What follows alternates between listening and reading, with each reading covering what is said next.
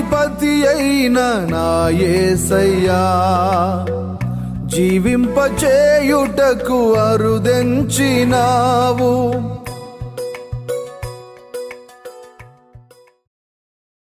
క్రీస్తునందు ప్రియమైన దైవ జనాంగమా, మీకందరికీ ఉదయకాలపు శుభములు తెలియచేస్తూ ఉన్నాను. ప్రతి ఉదయం ప్రభుతో సహవాసం అనే కార్యక్రమానికి మిమ్మల్ని ప్రేమతో ఆహ్వానిస్తూ ఉన్నాను. ఎలా ఉన్నారు? అందరూ బాగున్నారా? దేవుని యొక్క మహాకృపను బట్టి మనమంతా కూడా బాగానే ఉన్నాము. అందును బట్టి దేవునికి వందనాలు చెల్లింపబద్ధులమై ఉన్నాము. ఈ ఉదయకాలంలో యెషయా గ్రంథం 51వ అధ్యాయము 12వ వచనంలో ఉన్న మాటను ఒకసారి మనం ధ్యానం చేద్దాం. నేనే మిమ్మును ఓదార్చువాడను, చనిపోవు నరునికి, తృణమాత్రుడవు నరునికి ఎందుకు భయపడదువు? ఈ మాట ఇజ్రాయేలు ప్రజలతో, సియోనుతో దేవుడు మాట్లాడుతూ ఉన్నాడు. దేవుడు ఎంతో గొప్ప దేవుడు కదా, ఆయన ఆశ్చర్యకరుడు కదా, ఆయన అద్భుతకరుడు.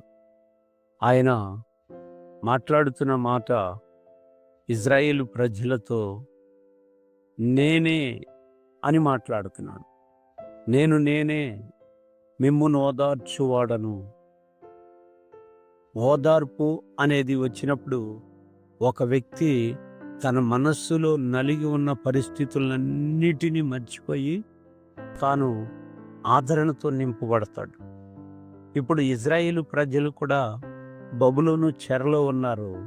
చెరలో ఉన్న వాళ్ళు ఆ యొక్క దేవుడు ఇచ్చే శక్తిని మరిచిపోయి వాళ్ళు తృణమాత్రుడైన నరునికి అని రాయబడి ఉంది. ఇక్కడ చనిపోవు నరునికి మీరు ఎందుకు భయపడుతున్నారు? వాళ్ళు చనిపోయేవాడు. దేవుడు చనిపోయేవాడు కాదు, దేవుడు మరణము లేనివాడు ఆయన. ఇక్కడ మనం గమనించి ఆ మాట చూసినప్పుడు తృణమాత్రుడు అంటే తిరస్కరించబడిన వాడు, లేకపోతే ఎందుకు కొరగాని జీవితం, అలాంటి పరిస్థితుల్లో ఉన్నవారికి మీరు ఎందుకు భయపడుతున్నారు? నా శక్తిని మీరు గ్రహించటం లేదే? నేను మీకు శక్తిని ఇస్తున్నాను అని చెప్తున్నాను.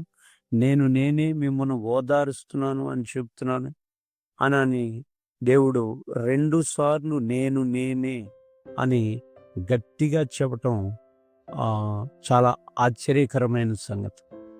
ఆ యొక్క మరి మీ ఓదార్పు నేనే, మనుషులు కాదు. నేనే మిమ్మల్ని ఓదారుస్తాను, నా మీద ఆధారపడండి అని చెబుతూ మనల్ని అందరినీ, బాధలో ఉన్నవారిని ఆయన దగ్గరకు రమ్మని ఆహ్వానిస్తూ ఉన్నాడు. మనము దేవుని యొక్క ఆహ్వానాన్ని అందుకుంటే బాధల్లో ఉన్న మనము, శ్రమలలో ఉన్న మనము, ఇబ్బందుల్లో ఉన్న మనము ఆయన దగ్గరికి వెళ్ళినప్పుడు ఆయన ఓదార్పును పొందగలుగుతాం. మరణమగు నరునికి అని రాయబడి ఉంది. అంటే దేవుడు చూడండి ఎంత లాజిక్గా మాట్లాడాడు. మనుషులు గడ్డి లాంటి వాళ్ళు, ఎండిపోతారు. కానీ శాశ్వతుడైన దేవుడు ఉన్నాడే, ఆయన్ని మానవుడు మర్చిపోతున్నాడు. శాశ్వతుడైన దేవుని దగ్గరికి వెళితే ఆయన ఓదారుస్తాడు. మనం గమనించితే 51వ అధ్యాయం సియోనుకు దేవుడిచ్చే ధైర్యం. ఈరోజు నీకును నాకును కూడా దేవుడు ధైర్యం ఇస్తున్నాడు. ఒకవేళ చెరలో నలిగిపోతూ ఉన్నావేమో, ఒకవేళ ఇబ్బందుల కొలిమిలో నలుగుతున్నావేమో, ఒకవేళ పిల్లలు ఎదిగి రాక, మాట వినక అలాంటి పరిస్థితుల్లో నలుగుతున్నావేమో, ఉద్యోగం చేసే వ్యక్తులకి ఆఫీస్లో బాస్ ద్వారా టార్చర్ ఉంటుంది కొన్నిసార్లు. అలాంటప్పుడు ఓదార్పు అవసరం. కొన్నిసార్లు చూసినప్పుడు సమాజం ద్వారా టార్చర్ ఉంటుంది, కొన్నిసార్లు అప్పులోళ్ళ ద్వారా టార్చర్ ఉంటుంది, కొన్నిసార్లు అనారోగ్యం జీవితంలో ఏలుబడి చేస్తూ ఉన్నప్పుడు భయపడుతూ ఉంటాం. ఇబ్బంది పడుతూ ఉంటాం. మన జీవితంలో మనము ఓదార్చబడాలి అంటే ఆయన చెప్తున్న మాట ఏంటో తెలుసా? 51:3 యెహోవా సీయోనును ఆదరించుచున్నాడు, దాని పాడైన స్థలములన్నిటినీ ఆదరించి దాని అరణ్య స్థలములను ఏదెను వలె చేయుచున్నాడు. దాని ఎడారి భూములు యెహోవా తోట వలె నగునట్లు చేయుచున్నాడు.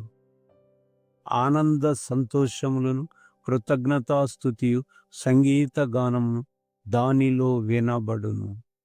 ఎంత మంచి మాట! పాడైన స్థలాలన్నిటినీ ఆదరించుతాడు దేవుడు. ఒకవేళ నీ జీవితంలో నీ హృదయం పాడైపోయినావు అయితే దేవుని మీద భారమై నిన్ను ఓదారుస్తాడు, నిన్ను ఆదరిస్తాడు. అయితే ఆయన చెప్తున్న మాట ఏంటో తెలుసా? ఈ సమయంలో నీ జీవితం అరణ్యంలాగా ఉండొచ్చు, కానీ దాన్ని నేను ఏదేను వలె చేస్తాను అంటున్నాను. ఒకవేళ ఎడారిగా మారిపోయి ఉండొచ్చు జీవితం, అయితే ఆయన అంటున్నాడు, యెహోవా తోటలాగా చేస్తా నీ జీవితాన్ని అంటున్నాడు. ఎందుకో తెలుసా? దేవునికి మనమంటే ప్రేమ. అందుకే మిమ్మును ఓదార్చువాడను అని ఇజ్రాయేల్ ప్రజలకు ఏ వాగ్దానం అయితే చేశాడో అదే వాగ్దానాన్ని ఈ రోజున నీకు నాకు చేస్తున్నాడు. నీవే పరిస్థితుల్లో ఉన్నా ఆయన దగ్గరికి వచ్చి ఆధారపడు. ఆయన నిన్ను ఓదారుస్తాడు, నిన్ను ఆదరిస్తాడు. నీ పరిస్థితులన్నిటిలో కూడా ఆయన నిన్ను తిరిగి కట్టగలిగిన దేవుడు. దేవుడి మాటలు తన వినికిడిలో దీవించును గాక. ఆమేన్. ఈ దినమంతా దేవుని యొక్క కృపా సమాధానములు మనకందరికీ తోడయుండి నడిపించును గాక. ఆమేన్.